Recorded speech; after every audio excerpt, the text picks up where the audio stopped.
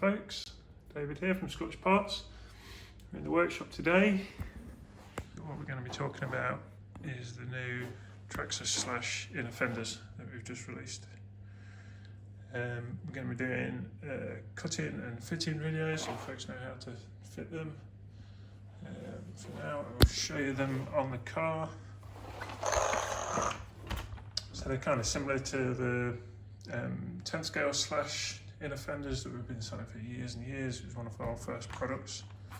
They work fantastically well, people love them, so we're doing the same thing for the Max / set the camera down.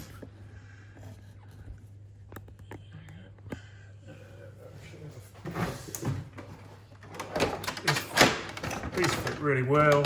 I'm happy with the way they've gone. Especially good with the Traxxas Maxx because it's already got the little retainers underneath to keep the body in. So the body stays nice and flush to the fenders. So they do a great job of keeping all the dirt out. So what you're going to receive is the moulded fenders. They're going to come in that form. They're pre-drilled, so they've got a load of holes drilled in them, but you'll need to cut them out. So the first job of cutting them out is to cut the two parts in half. Now, the supplied scissors that come are these little excellent scissors, which are great for doing the detail, but I do use a bigger pair of scissors just to cut them in half. You can use the little scissors, but it is easier with a big pair of scissors.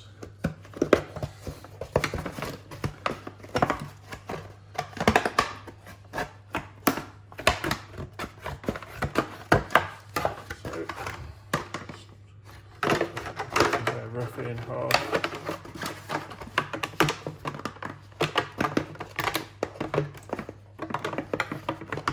This is 2mm thick, unbreakable material. So it's a little bit tougher to cut than the 1.5 material that's on the 10 scale ones. This is the same thickness as you use on the Harvey and the infraction fenders.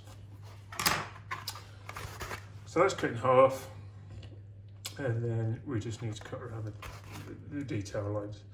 There's two kind of sections to this really. So one is cutting around this outside edge around here,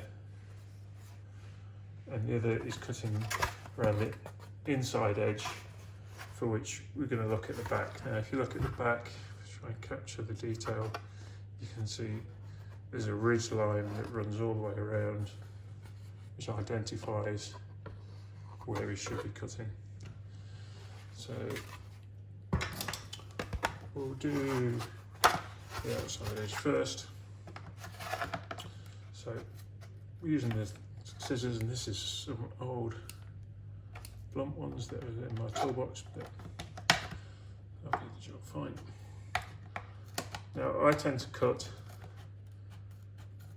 just to one side of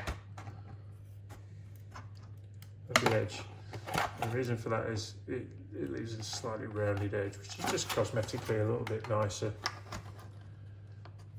when the fenders are finished.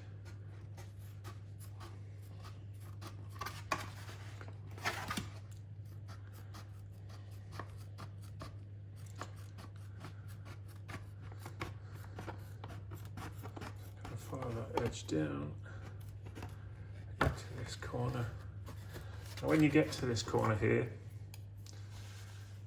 you can cut all the way around this edge here.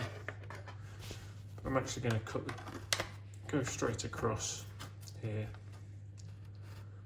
which will be fine, and then straight up here. So I'm going to leave that web in top and bottom. You can do it either way, but it's just a little bit easier to cut leaving that bit in rather than trying to get the detail in around that section. That recess just clears the bosses that are on the plastic mouldings on the body. Now I think the one difficult bit of cutting these is getting around this section. I'm going to cut straight across and out. back in from the other side. So whenever you get into a bit of a tight corner, just chop out and come back in from a different direction. So don't struggle doing it all from one direction.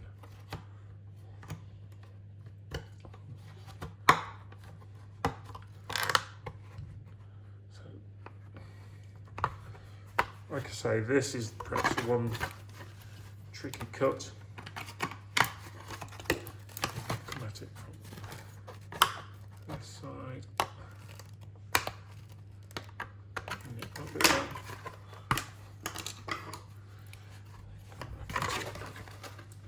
Come back at it on the other side.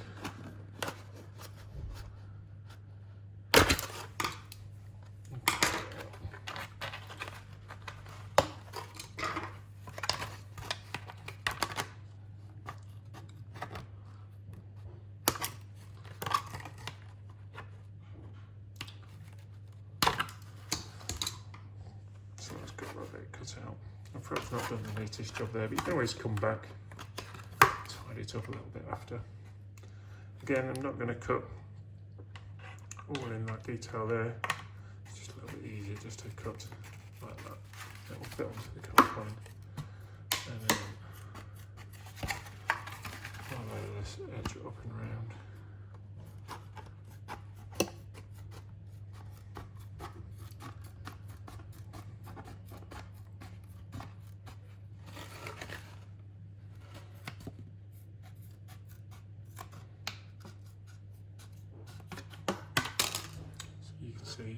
Cut just to that side to leave a little bit of a rounded edge. It's just cosmetically nicer. And cut straight across that end. That's the outside cut done. And then it's the inside cut, which you need to follow the inside ridge line. Where the holes are drilled, these are for the zip ties that zip tie it to the car. So this one here at the front, and there's one here at the back. Just there. Just be careful when you're cutting around then to not cut too close to the hole. So maybe you want to come away from the cut line a little bit, just to make sure. Let's cut this out so you can see. Just where the hole is, make sure you leave a bit of material around there when the zip tie goes in. I'm going to follow this line around.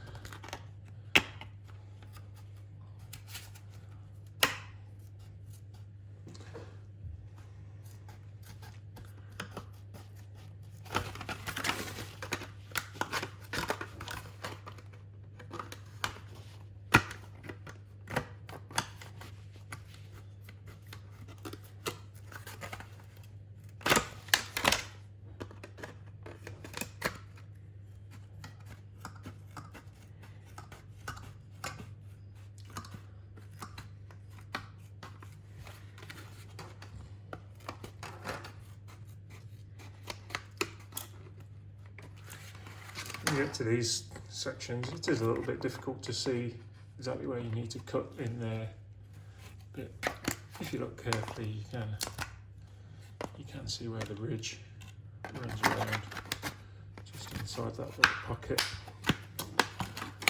Yeah, if you need to come back and cut from the other side, just to clear some of the plastic out. From the other direction.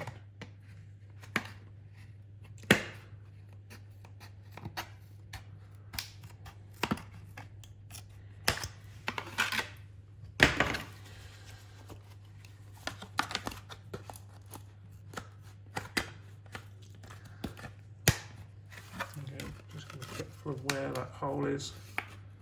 Leave a little bit of material around the hole.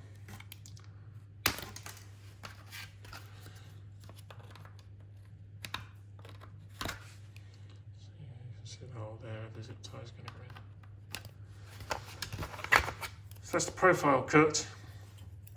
And then the one extra little bit is we need to cut these windows out. So that's where the quick release body and clipless body fits. The way I do that is I just snip into that corner there like that. And you get the scissors in and just chop around that window.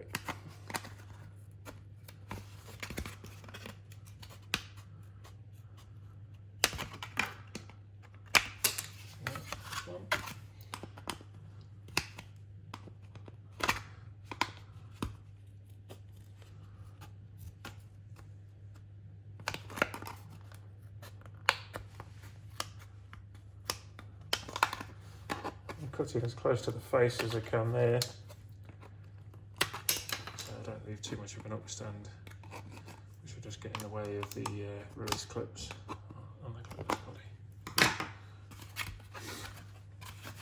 Okay, so that's all done, and that's ready to go on the car. So to fit to the car, I've already had this one on. You need to remove 2 screws out of the nerf bars, one there and one there. And then where the screws went, you just want to place in the little nylon spacers that are supplied in the kit either side there.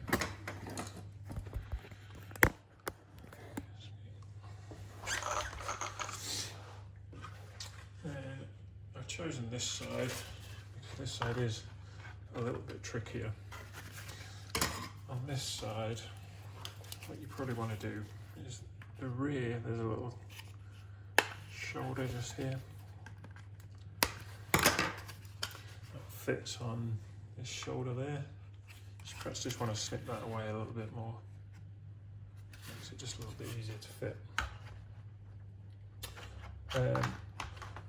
So you want to put the body mount bits in first like that, and then slide this over the nerf bars, slide the button in, so put it over like that. That's the way to get it fitted over. Then as long as you haven't knocked them out of place, you'll be able to see down the holes, your little nylon spacers should still be in place. And pop the supplied 25mm long screws in.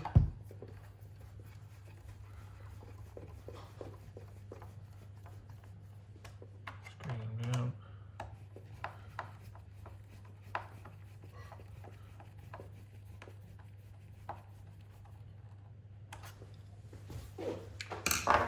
It's just the zip ties. Feed your zip tie in at the back. Get it through the hole on the other side.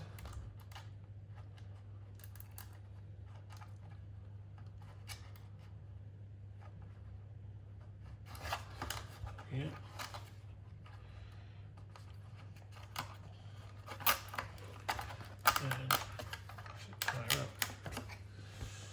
You want the head of the zip tie to be tucked down here out the front. If it's up there, it might catch on the body.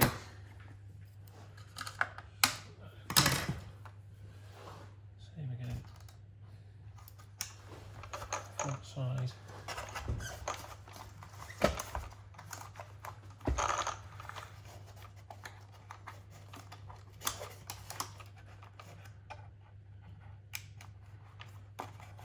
Through.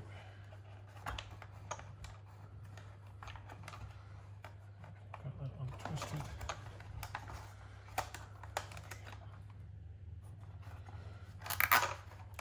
Don't need to go mad tight with the zip ties, just to stop them coming off the towers. Just like that, and that's done.